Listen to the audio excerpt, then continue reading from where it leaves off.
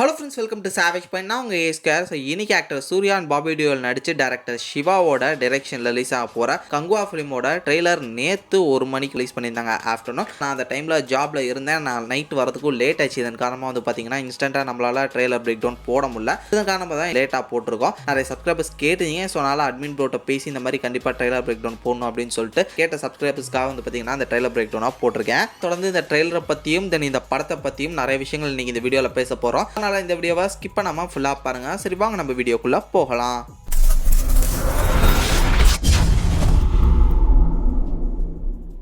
First of all இந்த ட்ரெய்லரோட என்னோட ஒரு எக்ஸ்பீரியன்ஸை நான் ஷேர் பண்ணணும்னு நினைக்கிறேன். ஓவராலாக இந்த ட்ரெய்லர் வந்து பார்த்தீங்கன்னா ஒரு அமேசிங்கான ட்ரெய்லர். எனக்கு ரொம்ப பிடிச்சிருந்தது. நான் எப்பயுமே ஒரு விஷயத்த சொல்வேன், இந்த மாதிரி ஒரு ஹை பட்ஜெட் ஃபிலிம் விஎஃப்எக்ஸ் ஒர்க்கை வந்து ரொம்ப ட்ரஸ்ட் பண்ணி இருக்கக்கூடிய ஒரு படமாக இருந்தால் முடிஞ்ச அளவு அதை வந்து ப்ராக்டிக்கல் எஃபெக்ட்ஸில் கவர் பண்ணிட்டு அந்த தேவைப்படுற விஷயத்தை மட்டும் விஎஃப்எக்ஸில் கவர் பண்ணால் என்றைக்குமே ஒரு படத்தை பெஸ்ட்டாக ப்ரெசென்ட் பண்ண முடியும்னு சொல்லிட்டு விஎஃப்எக்ஸை பற்றி நான் ஒரு சில வீடியோஸ் கூட நம்ம போட்டுக்கோ சாலாம் அந்த மாதிரி மென்ஷன் பண்ணியிருப்பேன். அதை அப்படியே இந்த டீம் வந்து ப்ராப்பராக எக்ஸிக்யூட் பண்ணியிருக்காங்க. முடிஞ்ச அளவு காடுகள் இதெல்லாம் போயிட்டு அவங்களுக்கு தேவையான லொகேஷன்ஸ் லைவ் லொகேஷன்ஸ்லேயே ஷூட் பண்ணியிருக்காங்க. தென் இது மட்டும் இல்லாமல் தேவைப்படுற ஒரு சில அனிமல்ஸ்க்கு மட்டும் வந்து பார்த்தீங்கன்னா விஎஃப்எக்ஸ் பண்ணியிருக்காங்க. crocodile, ஸ்னேக் இது மாதிரி சொல்லலாம். முடிஞ்ச அளவு லைவ் லொகேஷனில் லைவ் அனிமல்ஸை வச்சு எவ்வளோ ப்ராக்டிக்கல் எஃபர்ட்ஸை வந்து புஷ் பண்ண முடியுமோ அவ்வளோ புஷ் பண்ணி தேவைப்படுற இடங்களை மட்டும் விஎஃப்எக்ஸ் பண்ணியிருக்காங்க. உண்மையிலேயே அது வந்து செம்ம கிராண்டாக இருக்குது பார்க்குறதுக்கு.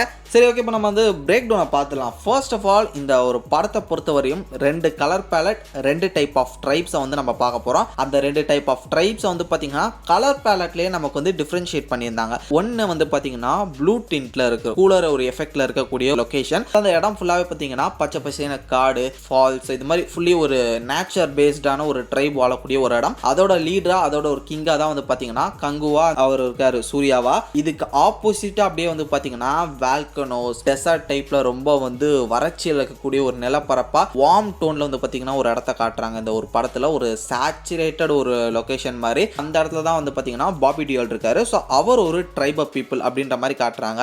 எனக்கு தெரிஞ்ச அந்த ட்ரைப் பீப்புள்ஸ் வந்து பார்த்தீங்கன்னா கேனபிலிசம், அதாவது மனித கறி சாப்பிடக்கூடிய ட்ரைப் பீப்புள்ஸாக கூட அவங்கள காட்டலாம். ஏன்னா டைலாக்ஸ்லேயே ஒரு சில விஷயங்கள் வந்து பாபி டியோல் வந்து அதை பற்றி லைட்டாக மென்ஷன் பண்ணியிருக்காரு. இந்த மாதிரி எனக்கு நல்ல உணவு கொண்டு வராங்க போலே அப்படின்ற மாதிரியான டைலாக்ஸ்லாம் நான் பார்த்தேன். இந்த ஒரு ட்ரைப் பீப்புள் வந்து பார்த்தீங்கன்னா மனித கறி சாப்பிட்ற மாதிரி ஒரு கோரியான ஒரு ட்ரைபாக காட்டலாம். இது வந்து ஒரு ட்ரைப் பீப்புள்ஸோட ஒரு வாரா தான் இந்த ஒரு படம் இருக்க போகுது. அதுவும் வந்து பீரியட்ல நடக்கக்கூடிய ஒரு வாரா நம்மளால இதை பார்க்கப்படுது. முடிஞ்ச அளவு ரொம்ப கதையை ரிவீல் பண்ணல, நிறைய டைலாக்ஸ் மூலமா கதையை பத்தி நமக்கு எக்ஸ்பிளைன் பண்ணல. ஜஸ்ட் அந்த ஒரு வேர்ல்டை பத்தியும் பர்டிகுலர் கேரக்டர்ஸ்குள்ள நடக்கக்கூடிய கிளாஷ், அவங்களோட மாஸ் டைலாக்ஸ் அதை வச்சே மூவ் பண்ணிட்டு இருந்தாங்க. நிறைய பேர் இந்த ட்ரெய்லர் பார்த்து மிரண்டு அப்படியே ஆச்சரியத்துல நீங்க மூழ்கி இருக்கலாம். பட் எனக்கு வந்து இது ஆச்சரியமா இல்லை.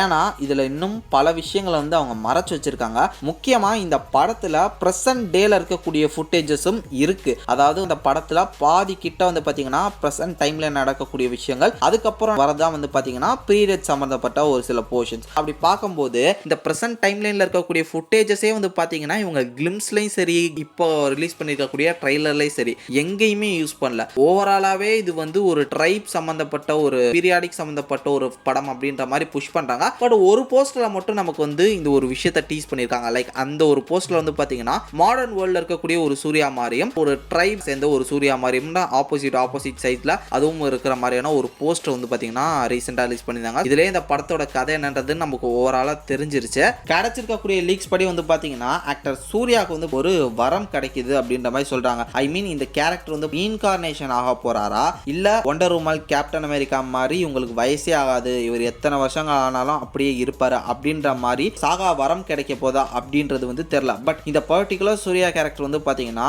அதே மெமரிஸோட அதே ஒரு ஈவென்ட்ஸ் எல்லாத்தையும் ஞாபகம் வச்சிருக்கக்கூடிய ஒரு பர்சனா இப்போ பிரசன்ட் டைம்லயுமே இருக்காரு. இந்த ஒரு வார் வந்து பாத்தீங்கன்னா பிளாஷ்பேக் போர்ஷன் ஆகும். அதுக்கப்புறம் நடக்க போற பிரசன்ட் டைம்லைனோட பேட்டில் தான் வார் 2ல கவர் ஆக போகுதுன்னு நான் நம்புறேன். முக்கியமா பாபி டியோலோட பிரதர் ஆர் சன் அப்படின்ற மாதிரியான கேரக்டரா தான் வந்து பாத்தீங்கன்னா ஆக்டர் கார்த்தி நடிக்க போறாரு அப்படின்ற மாதிரி இப்போ ரூமர்ஸ் கிடைச்சிட்டு இருக்கு. அதாவது பார்ட் 1ல அந்த கிளைமேக்ஸ்ல வந்து பாத்தீங்கன்னா பாபி டியோல சூர்யா கொன்றாரு. ஸோ அதுக்கப்புறம் வரக்கூடிய ஒரு செகண்ட் பார்ட் லீட் இருக்கக்கூடிய ஒரு வில்லனாக தான் கார்த்தி உள்ள வர போறாரு. அவருக்கான கேமியோ ஷாட்ஸ்லாம் கூட வந்து பார்த்தீங்கன்னா இப்போ ரீசெண்டாக ஷூட் பண்ணியிருந்தாங்க.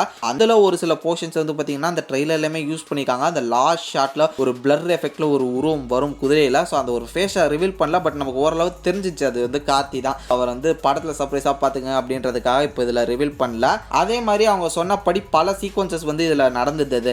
லைக் தாய்லாண்டு, அதுக்கப்புறம் நிறையா ஐலாண்ட்ஸ்க்கு வந்து பார்த்தீங்கன்னா இந்த டீம் போய் ஷூட் பண்ணியிருந்தாங்க. ஃபார் ரீசன் என்னன்னா நம்ம நாட்டில் லைவ் அனிமல்ஸ் யூஸ் பண்ணக்கூடாதுன்ற காரணத்தினால அங்கெல்லாம் போய் ஷூட் பண்ணாங்க. அதில் வந்து crocodile ஃபைட் சீன் ஒன்று இருக்க போது, தென் அதுக்கப்புறம் யானையில் வரது, பாம்பு யூஸ் பண்ணுறது, இது மாதிரியான சீக்வன்ஸ்லாம் இருக்குது அப்படின்ற மாதிரி சொல்லியிருந்தாங்க. ஸோ இது எல்லாத்தையுமே இந்த ட்ரெயிலர்லாம் நம்மளால பார்க்க முடிஞ்சது. லாஸ்ட் ஷாட்டில் கூட வந்து பார்த்தீங்கன்னா crocodileோட ஃபைட்டை வந்து லைட்டாக அந்த ஒரு ஷார்ட்டை நம்ம காமிச்சிருந்தாங்க.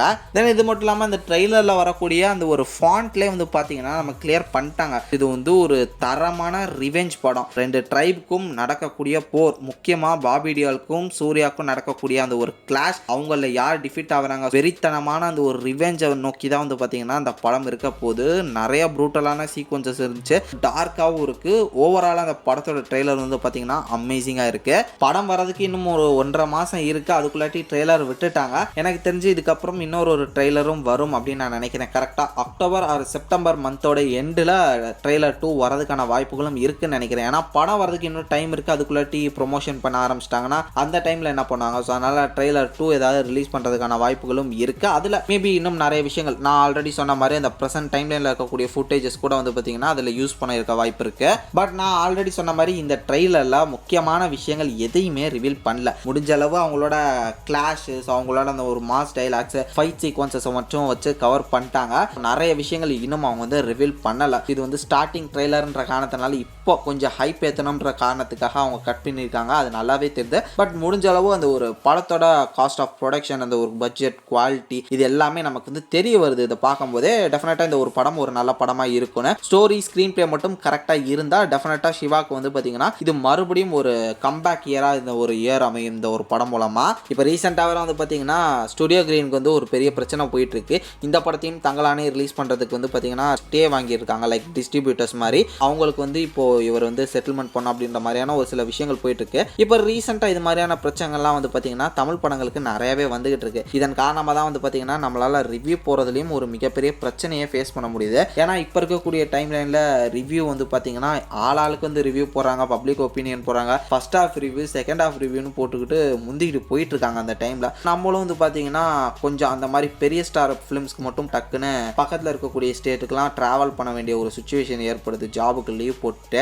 அதனால தான் ஒரு சில படங்களுக்கு மட்டும் வந்து பார்த்தீங்கன்னா நம்ம ரிவ்யூ போடுறோம். லைக் ரொம்ப முக்கியமான பெரிய பெரிய ஆக்டர்ஸோட ஃபிலிம்ஸ் மட்டும் போடுறோம். நிறைய பேர் எல்லா படத்துக்கும் ரிவ்யூ போடுங்க அப்படின்னு கேட்குறீங்க, புரியுது. பட் இருந்தாலும் எல்லா நாளும் நம்மளால ஆஃபீஸ்க்கு லீவ் போட முடியாதுல்ல. ஸோ இதன் காரணமாக தான் வந்து பார்த்தீங்கன்னா ஒரு சில முக்கியமான படங்களுக்கு மட்டும் நம்ம லீவ் போட்டு ஃபர்ஸ்ட் டே ஃபர்ஸ்ட் ஷோ எங்கே வந்து ரொம்ப சீக்கிரமாக ஏர்லி ஷோ கிடைக்குதோ அங்கே போய் பார்த்துட்டு வந்து நம்ம உடனடியாக ரிவ்யூ பேசி அட்மின் ப்ரோ காமிச்சு அவர் எடிட் பண்ணி அப்லோட் பண்ணுறாரு. நம்ம சேனலில் இருக்கக்கூடிய ஆடியன்ஸ்க்கு நம்ம எவ்வளோ ஃபாஸ்ட்டாக ப்ரெசென்ட் பண்ண முடியுமோ அவ்வளோ ஃபாஸ்ட்டாக நம்ம ப்ரெசென்ட் பண்ணுமே அப்படின்னு சொல்லிட்டு நாங்கள் அதில் வந்து கொஞ்சம் ஃபோக்கஸ்டாக இருக்கோம். இதன் காரணமாக தான் வந்து பார்த்தீங்கன்னா இப்போ ரீசெண்ட் டைமில் நம்ம சீக்கிரமாக அப்லோட் பண்ணுறது. இந்த பிரச்சனை வந்து கங்குவா படத்துக்கும் இப்போ வரக்கூடிய கோட் படத்துக்குமே நடக்கும் அப்படின்னு நான் நினைக்கிறேன். லியோ படம்லாம் வந்து பார்த்தீங்கன்னா நான் கேரளாவில் போய் பார்த்தேன். ஃபர்ஸ்ட் டே ஃபர்ஸ்ட் ஷோ இங்கே இல்லை, சீக்கிரமாக ஏர்லி மார்னிங் ஷோலாம் இங்கே இல்லை. கேரளாவில் தான் 5 PM or 6 PM ஷோலாம் ஸ்டார்ட் பண்ணியிருந்தாங்க. ஸோ அங்கே போய் பார்த்துட்டு வந்தேன். அதே கதை தான் கோட்டுக்கும் நடக்கும்னு நினைக்கிறேன். வெயிட் பண்ணி பார்ப்போம். யாரெல்லாம் இந்த கங்குவா படத்துக்கு வந்து வெயிட் பண்ணிட்டு இருக்கீங்க, ஸோ உங்களோட தாட்ஸ் அண்ட் வியூஸ் என்ன? தென் இது மட்டும் இல்லாமல் கங்குவா படத்தை பற்றி நீங்கள் நோட்டீஸ் பண்ண ஒரு சில விஷயங்கள் இந்த ட்ரெய்லரில், தென் இந்த படத்தை பற்றி நீங்கள் நினைக்கிற விஷயங்கள் என்னன்றதை மறக்காம கீழே கமெண்ட் செக்ஷனில் மென்ஷன் பண்ணுங்க, எல்லாரும் பார்த்து தெரிஞ்சுக்கிட்டோம்.